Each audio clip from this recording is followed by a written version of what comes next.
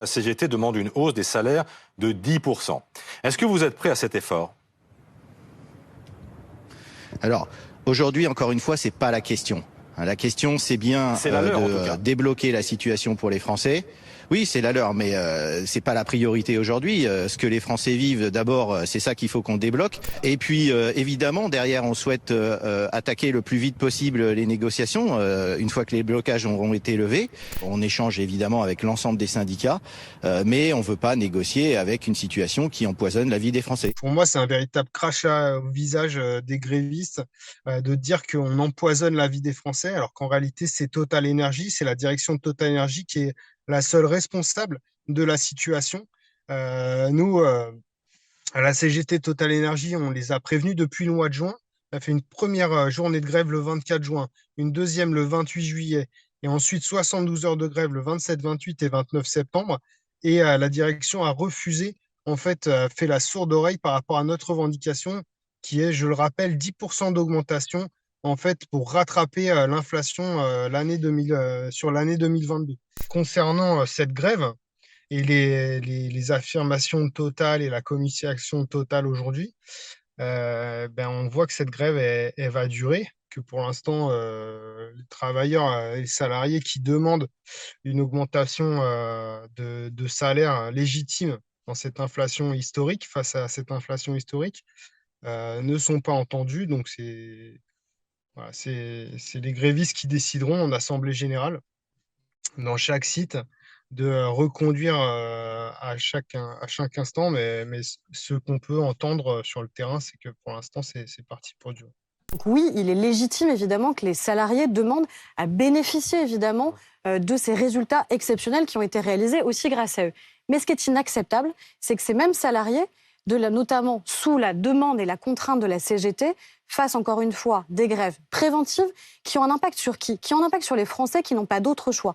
Donc Aurore Berger, si on vous écoute, la responsabilité est plutôt du côté de la CGT qui ferait des demandes excessives, plutôt que du côté de la direction de Total, dont on pourrait dire aussi qu'elle joue la montre en renvoyant les négociations salariales au 15 novembre, c'est-à-dire dans plus d'un mois. Et parce qu'au départ, ces négociations, elles avaient été actées par les autres organisations syndicales aussi, et par le groupe Total. Et on a des négociations qui interviennent et qui avancent sur d'autres groupes énergétiques, par exemple sur Esso. Ce que je dis, c'est qu'on ne peut pas en permanence avoir la menace d'une grève préventive qui a quoi comme conséquence? Qu'on a aujourd'hui des Français qui n'ont pas d'autre choix que de vouloir aller travailler avec leur voiture. Je pense notamment aux soignants, par exemple, qui s'inquiètent, nos infirmières libérales, qui nous disent « Moi, je me lève à 5 heures du matin, je fais le tour de plusieurs stations-service, je n'arrive pas à remplir aujourd'hui et à faire mon plein, et je suis inquiète pour les patients que j'ai. » Donc c'est à cause de la CGT, tout ça. L'élément de langage qui est repris et par Total Énergie et par le gouvernement, de dire que on serait sur une grève pour les négociations annuelles obligatoires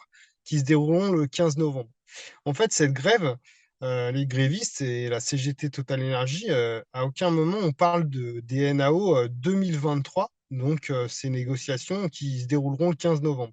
On parle bien d'un rattrapage de l'inflation 2022 et donc c'est pour ça qu'on demande une augmentation de salaire sur 2022 qui serait de 10%.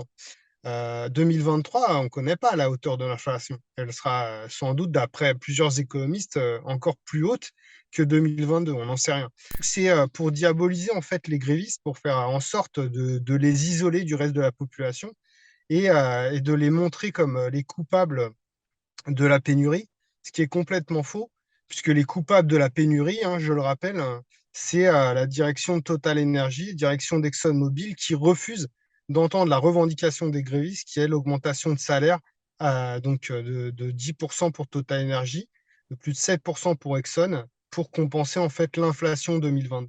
Aurore Berger, elle est dans le rôle du gouvernement, dans sa continuité, d'être main dans la main avec le groupe Total Énergie et de reprendre ces éléments de langage. On avait vu Bruno Le Maire qui disait déjà qu'il n'y avait pas de super profit, il y avait juste pour une entreprise des profits. C'était à l'université d'été du MEDEF. On avait aussi le groupe Total Énergie, son PDG, qui disait qu'il ne pouvait pas augmenter les salaires, sauf le sien bien sûr, mais il ne pouvait pas augmenter les salaires parce que sinon ça allait augmenter l'inflation.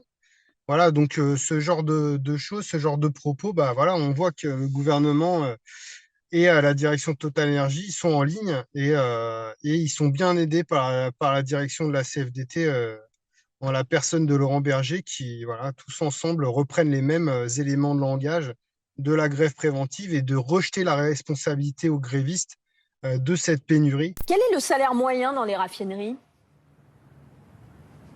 Alors, la rémunération moyenne, c'est 5 000 euros par mois. On est sur un salaire annualisé divisé par 12 à 5 000 euros.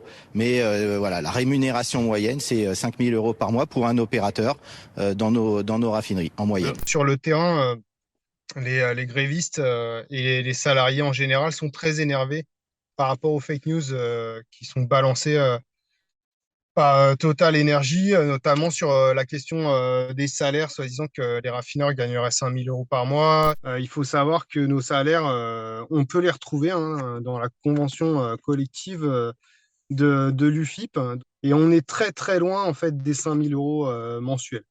Donc en ce moment, il y a un gros mouvement de colère par rapport aux déclarations de Total Energy sur ce sujet. Et notamment, il y a certains grévistes qui disent que, bah, écoutez, on va les prendre au mot.